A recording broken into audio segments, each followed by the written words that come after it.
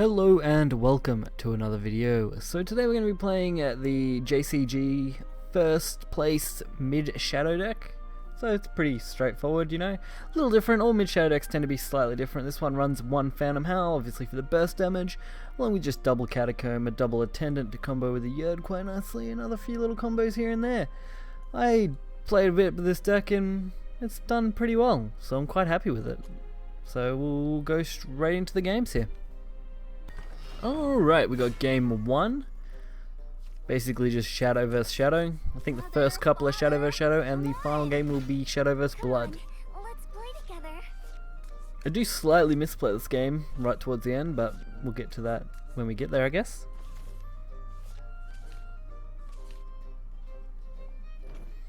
So we start out with an alright hand, you know, 1, 2, 3. Pretty nice, plus the Shadow Reaper, which is an even nicer play overall. Can't really go too wrong with that.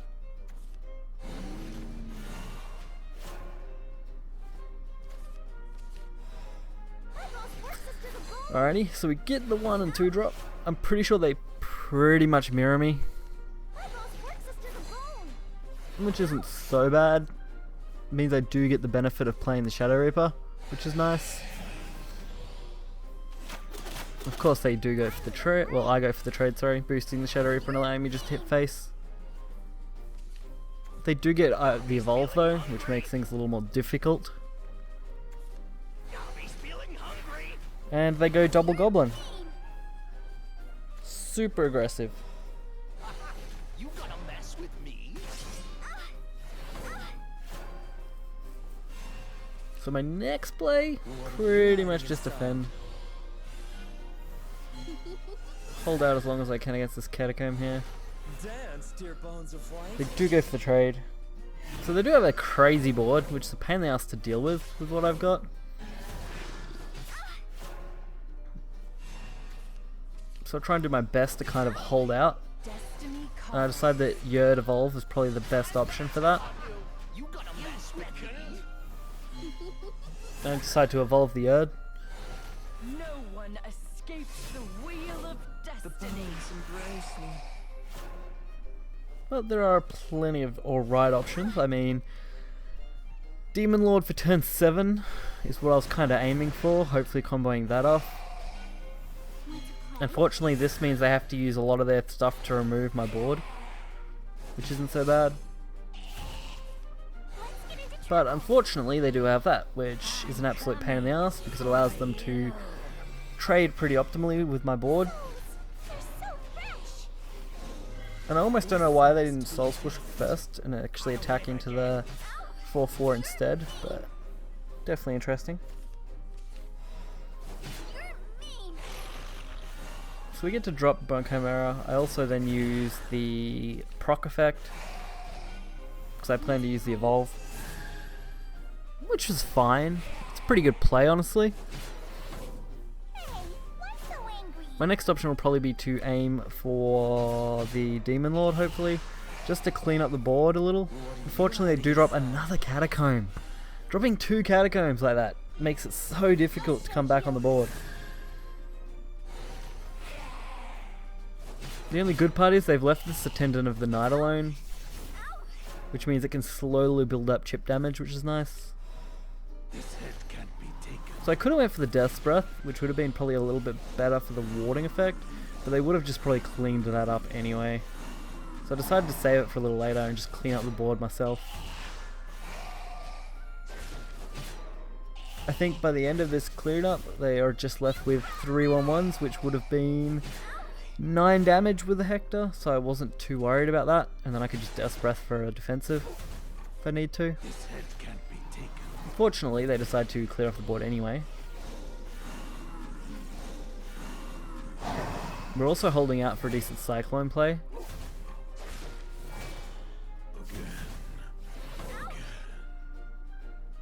So they do go for 6, leaving me on 5. It's from here where things get a little more difficult. So I go for the basically full board play, setting up my defensive and hoping I can get enough damage to proc Grimnir in a couple turns while defending myself. I am the Mad Cyclone. Fortunately, we hold out. Unfortunately, they play Grimnir. So this is where I made the mistake. After this Cerberus, I should have zombie partied the 2-3 and then just powered up with Mimi Coco and went face, which would have gave me lethal. So I really made a dumb play and risked a lot of this game on this turn.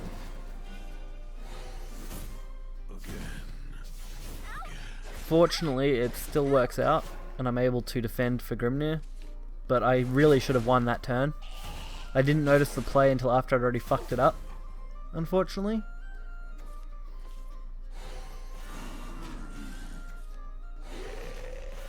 So they do decide a ward, getting on 3 zombie party. Good defensive, but not going to save you from a Grimnir.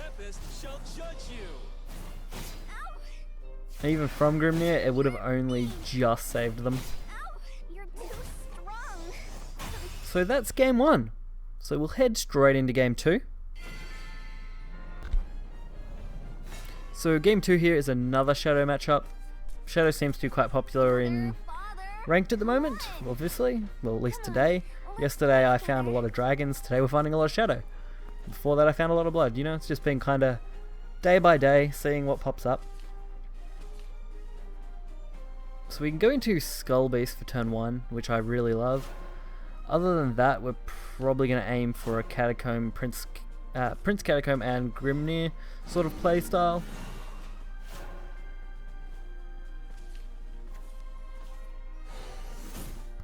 So they do just hit me. And I do just Soul Squasher, playing out the 2-drop. And they go for Cyclone, so that's kind of sucky. I mean, I could have played better. I do go for Bone Chimera, because I think Bone Chimera is an okay play. I was going to go for my own Cyclone, but decided against it, because with this 1-1, I can easily just trade into the ward anyway, killing it off, and then just play Prince onto the same kind of board.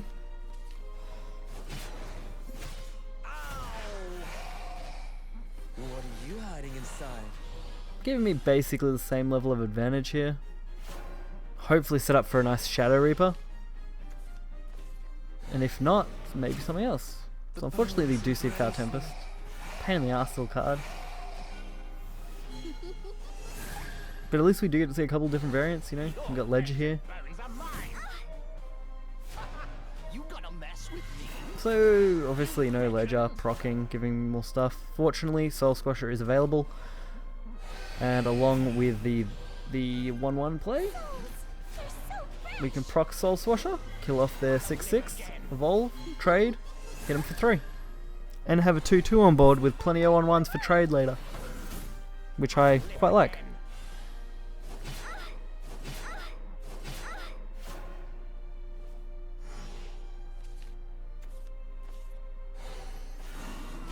Alrighty. So they do go for the ward, which is a little bit of a pain, honestly. So I have to make a decision on how I want to deal with this. And I decided to just trade off.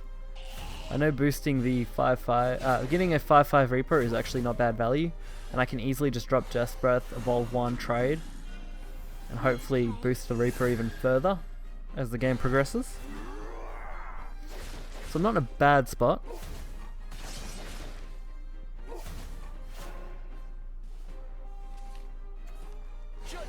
Unfortunately, they do play Kawi, which makes things slower, a lot more difficult.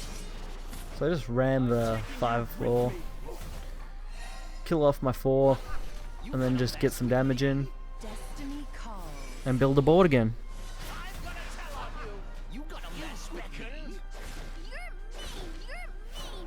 Which isn't too bad, honestly.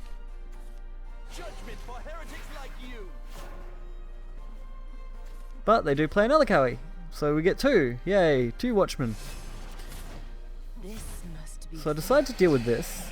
Unfortunately, I don't understand quite what he was based on. I assumed he'd aim for the highest value, but I guess it's highest attack, so it just randomly hit that instead of the 2 3s. Which is fine. Not great, but I really wish I could have played that a little bit better.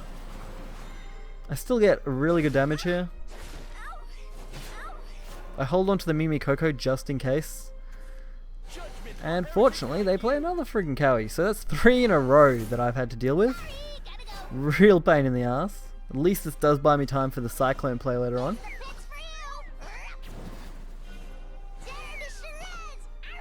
Unfortunately, I was trying to look for the best way to trade here, and it meant I could only get 2 damage to their face while them gaining 3. So they end up 1 up.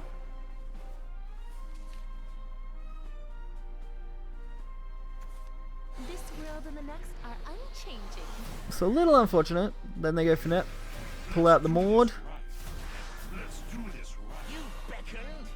and evolve. So more shit to deal with.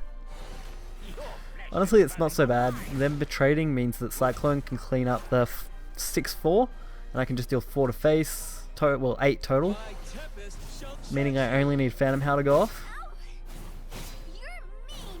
And with the ward, I'm less likely to sustain any damage, which is nice too. So I get quite a good board overall. And luckily they didn't have Death's Breath, and used Zombie Party instead, so I didn't need to worry about being blocked. And Phantom How closes out the game.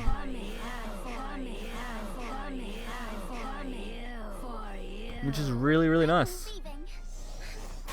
So we're going to game 3, which is the different class versing. So we're versing Blood. Alrighty. So Blood's very interesting against this kind of Shadow deck. I mean, if they get a really strong start, I can be really in trouble. If I get a strong start, they can be really in trouble, sort of thing. So we go for some earlier drops, don't really draw into much. I probably could have dropped the Shadow Reaper and Catacomb as well, and just gone super early game, but I kind of decided not to.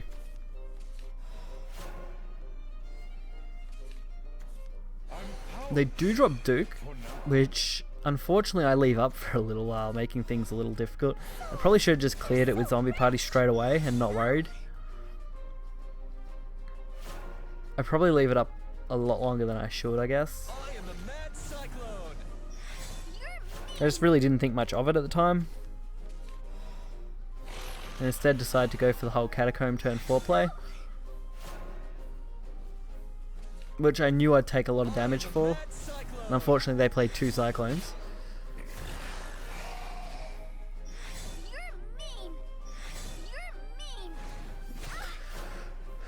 So I do take a fair bit of damage. Nothing I can't handle though.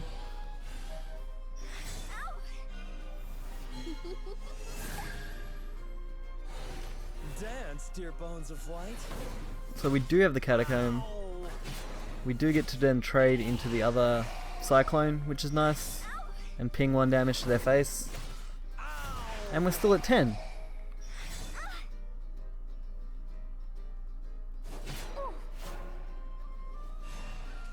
Fortunately, it's not going to be easy for them to just burst me down. But we do see a triple Cyclone, so that's pretty crazy, you know. Opening hand against an aggro-y mid deck. And they finally proc all my skeletons, dealing all the damage they could possibly need. The unfortunate part for them, Zombie Party finally comes down. And I decided to take 1 extra damage just so I can get an advantage on this Reaper. What a cruel end. So I tossed up and I decided, yeah, getting that extra damage is worth it. Which is okay. I mean, I got Cerberus, I've got Demon Lord, I've got double Demon Lord actually, plus a Cyclone. The value is definitely there. And we draw into a Dark Contra, which I decide probably not worth playing. Instead, I just decide to evolve the Cyclone trade and go face for a fair bit of damage. My power is uncontrollable. What have I become?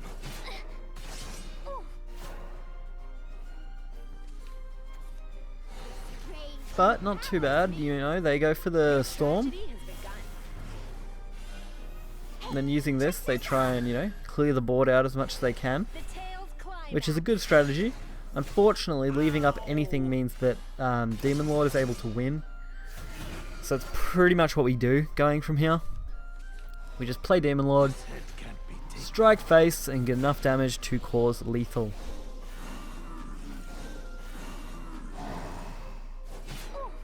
I lost. You're tough. So not too bad.